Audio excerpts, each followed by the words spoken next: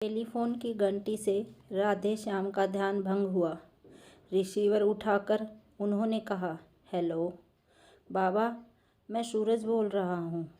उधर से आवाज़ आई, हाँ बेटा बोलो, कैसे हो? बच्चे कैसे हैं? सुमन कैसी है? एक सांस में राधे श्याम ने कई प्रश्न कर डाले। बाबा, हम सब ठीक हैं। आपकी तबीयत कैसी है? ठीक ही है बेटा, अब इस उम्र में तबीयत का क्या है, कुछ ना कुछ लगा ही रहता है। अब तो ज़िंदगी दवा के सहारे चल रही है बेटा। बहुत दिन बाद आज मेरी याद आई है। बाबा, क्या करूं, इतनी व्यस्तता हो गई है कि समय ही नहीं मिल पाता। रोज़ ही सोचता हूँ फ़ोन करूं, परंतु किसी न किसी काम में व्यवस्था हो ही जाती है। सच कह रहे हो बेटा, जैसे जैसे तुम्हारी पदोन्नति होगी, जिम्मेदारियां भी बढ़ेंगी और व्यवस्था भी। बाबा, आपसे एक बात कहना चाहता हूँ, बुरा तो नहीं मानोगे?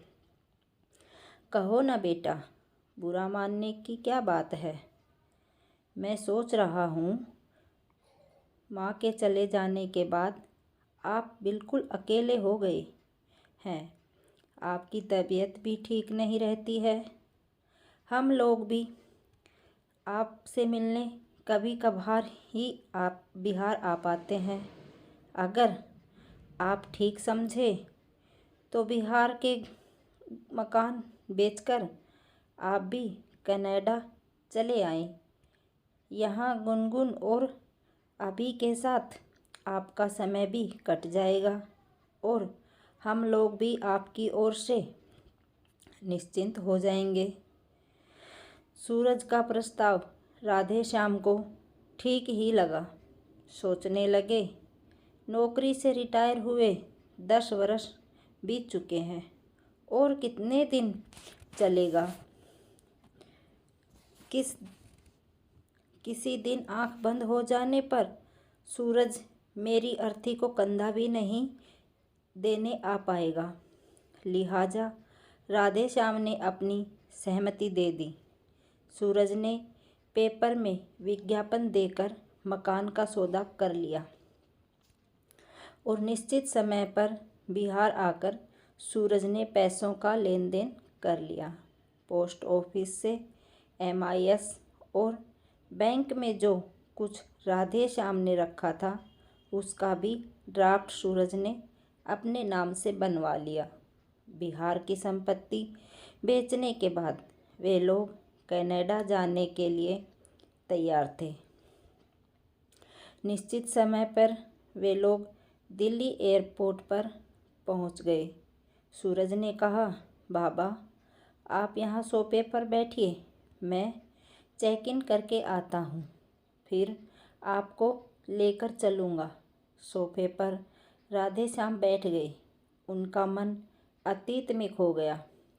जिंदगी के एकाएक पन्ने खुलने लगे। जिस मकान को इतने शौक से बनवाया था उसे बेचते समय मन कचोट रहा था। सर्विस में रहते हुए राधे श्याम ने पत्नी चंपा से कहा था, तुम्हारी इच्छा हो तो कंपनी का क्वार्टर ले सकते हैं, आराम से रहेंगे। परंतु चंपा तैयार नहीं थी। कहने लगी, आज हम आराम से रह लेंगे, परंतु रिटायर होने पर फिर तो फुटपाथ पर आना पड़ेगा। बच्चे कहाँ रहेंगे? चाहे जैसे भी हो, एक छोटा मोटा मकान या फ्लैट कंपनी से ऋण लेकर ले लो। कम से कम बुढ़ापे में इधर उधर भटकना तो नहीं पड़ेगा। कितने शौक के साथ राधे श्याम ने यह मकान बनवाया था। चंपा भी तो थोड़े ही दिन मकान में रह पाई। अचानक एक दिन रात को उसकी तबीयत ज़्यादा खराब हो गई। राधे श्याम ने इलाज के लिए उसे अस्पताल में दाखिल करवाया था। उसके कई अंगों ने काम करना बंद कर दिया था।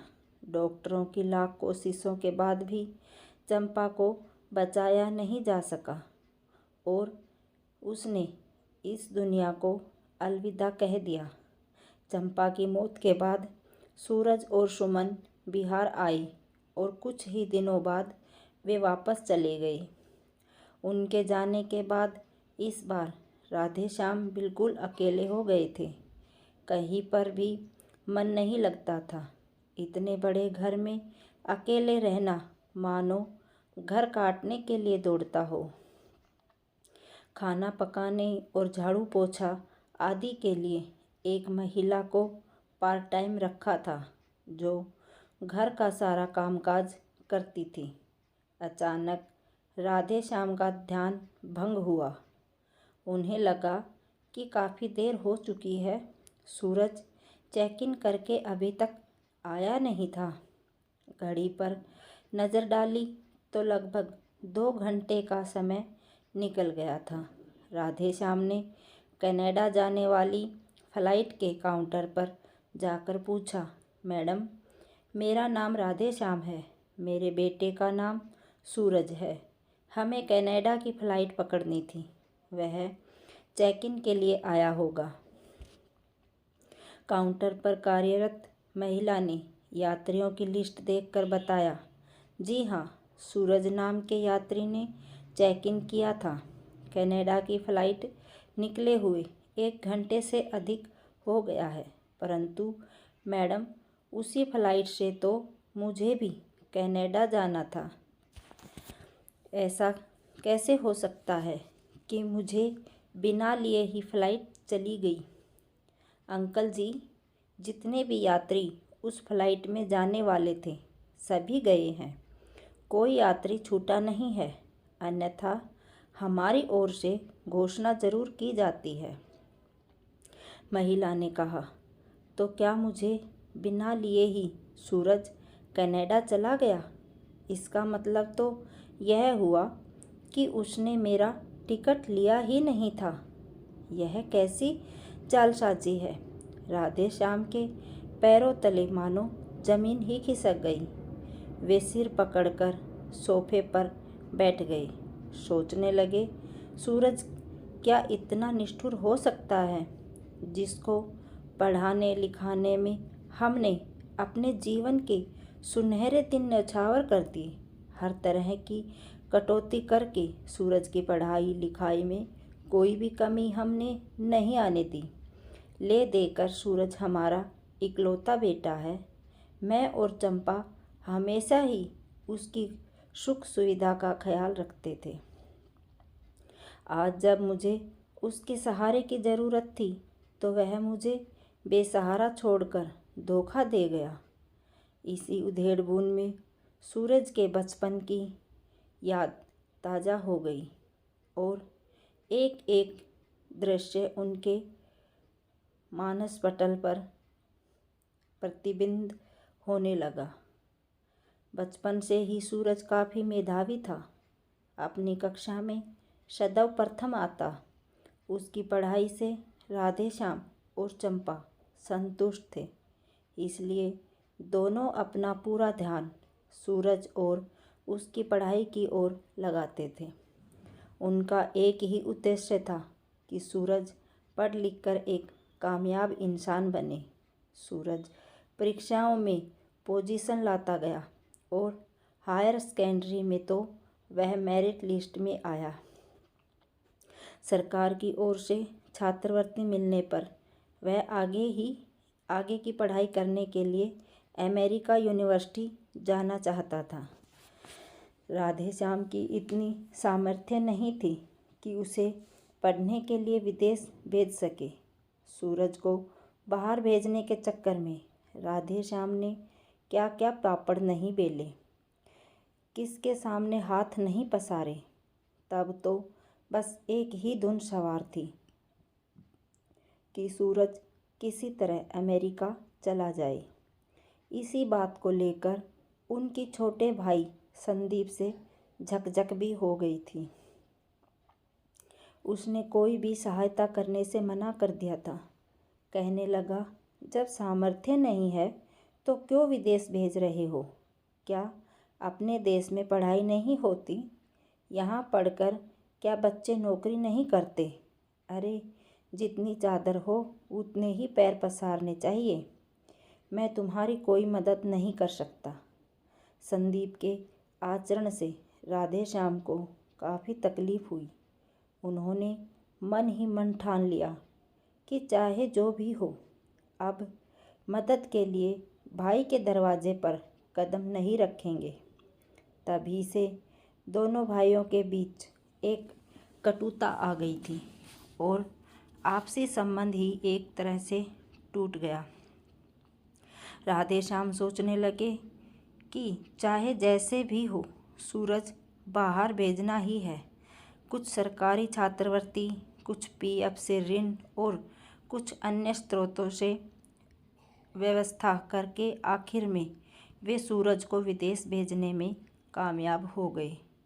अमेरिका यूनिवर्सिटी में भी 30 सूरज का एकेडमिक करियर उज्जवल रहा, जिससे वहीं पर उसे जॉब भी मिल गई और वह अपना ध्यान वहीं लगाने लगा। सिक्योरिटी कर्मचारी की आवाज़ सुनकर राधेश्याम का ध्यान टूटा। वह पूछने लगा, सर, आपको कहाँ जाना है? मैं देख रहा हूँ काफ़ी समय से आप यहाँ पर बैठे हुए हैं। बेटा, मैं कहाँ जाऊँ, यह तो मैं भी नहीं जानता। मुझे बेटे के साथ कनाडा जाना था, परंतु वह तो मुझे छोड़कर चला गया। अब तकदीर मुझे जहाँ ले जाएगी वहीं जाना पड़ेगा। इतना कह कर राधेश्याम खड़े हो गए और सोचने लगे, इस मुसीबत की घड़ी में किसके पास जाऊं? कौन मुझे सहारा देगा? उन्होंने दिमाग पर काफ़ी जोर दिया, परंतु कुछ भी सूझ नहीं रहा था। चहलकदमी करते हुए वे एयरपोर्ट से बाहर निकल गए और बस पकड़ने के लिए आगे बढ़ते गए। अचानक उनके जहन में बचपन के दोस्त विजय की याद आई। दोनों साथ साथ स्कूल व कॉलेज में पढ़े थे और उनका आपस में पारिवारिक संबंध भी था। वे सोचने लगे, क्या विजय मेरी मदद करेगा? क्या उसने मुझे माफ़ कर दिया होगा? वैसे मैंने तो कोई अपराध नहीं किया था, सिर्फ सूरज के करियर की वजह से विजय की पत्नी मालिनी की बात नहीं मान सका।